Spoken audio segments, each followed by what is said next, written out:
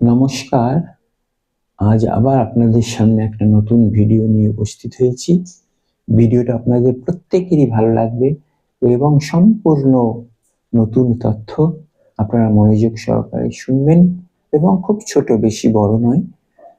সেটা হলো হনুমান চল্লিশার মাহাত্ম্য, মানে কেন আমরা হনুমান চল্লিশা পাঠ করব এবং হনুমান চল্লিশাটা কি, কোথা থেকে আসলো, সেই সম্বন্ধে সংক্ষিপ্ত বিবরণ আপনারা মনোযোগ সহকারে শুনবেন। হনুমান চল্লিশা হলো হিন্দু ধর্মের সবচেয়ে জনপ্রিয় ও শক্তিশালী ভক্তিমূলক স্তোত্র। এটি মহান কবি তুলসীদাস রচিত 40টি চৌপাই, দোহা প্লাস চৌপাই নিয়ে গঠিত, যা শ্রী হনুমানজির শক্তি, জ্ঞান, ভক্তি, বীরত্ব ও রাম ভক্তির মাহাত্ম্য বর্ণনা করে।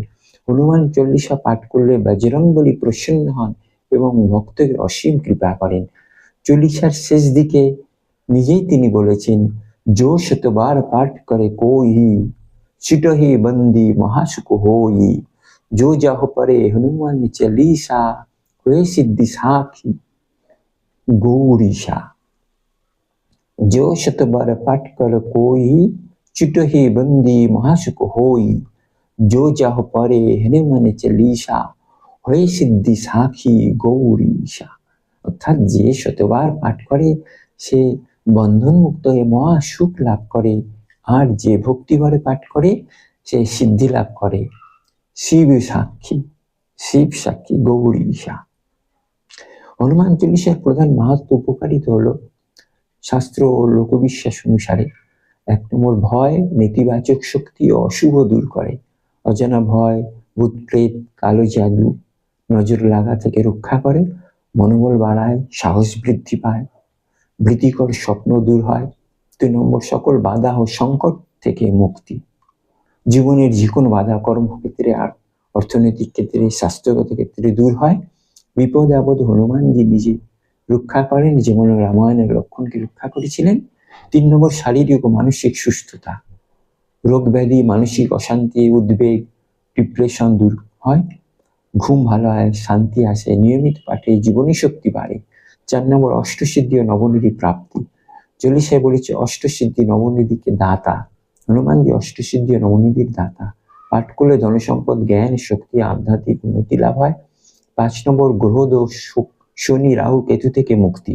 শনি দোষ, রাহু, কেতু দোষ নিবারণ করে। মঙ্গল, বৃহস্পতি, শনিবারে পাঠ করলে বিশেষ ফল হয়।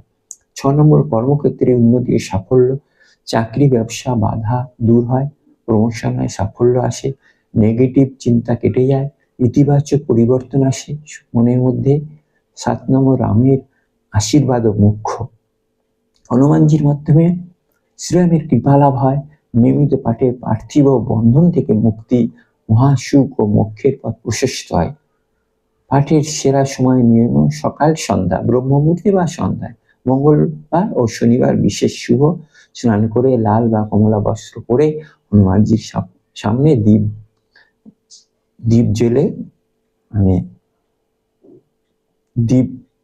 জেলে পাঠ করুন।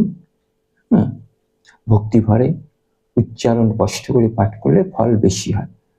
শতবার বা 7, 11, 21, 40 দিন নিয়মিত পাঠ করলে অলৌকিক ফল পাওয়া যায় বলে বিশ্বাস। হনুমান চল্লিশা শুধু স্তোত্র না, এটি একটি জীবন রক্ষা কবচ, শক্তির উৎস ও ভক্তির মাধ্যম। লক্ষ লক্ষ ভক্ত এর অভিজ্ঞতা থেকে বলেন, পাঠ করলে জীবনে অলৌকিক পরিবর্তন আসে। জয় শ্রীরাম, জয় হনুমান। আমি এইটুকু বলে আমার এই বক্তব্য শেষ করলাম। আপনাদের কেমন লেগেছে কমেন্টের মাধ্যমে জানাবেন এবং প্রচুর লাইক শেয়ার করবেন, এবং এখনো পর্যন্ত যারা সাবস্ক্রাইব করেননি তারা দয়া করে সাবস্ক্রাইব করে দেবেন, এরকম সুন্দর সুন্দর ভিডিও যাতে আপনাদের সামনে উপস্থাপন করতে পারি। সকলেই ভালো থাকবেন। নমস্কার।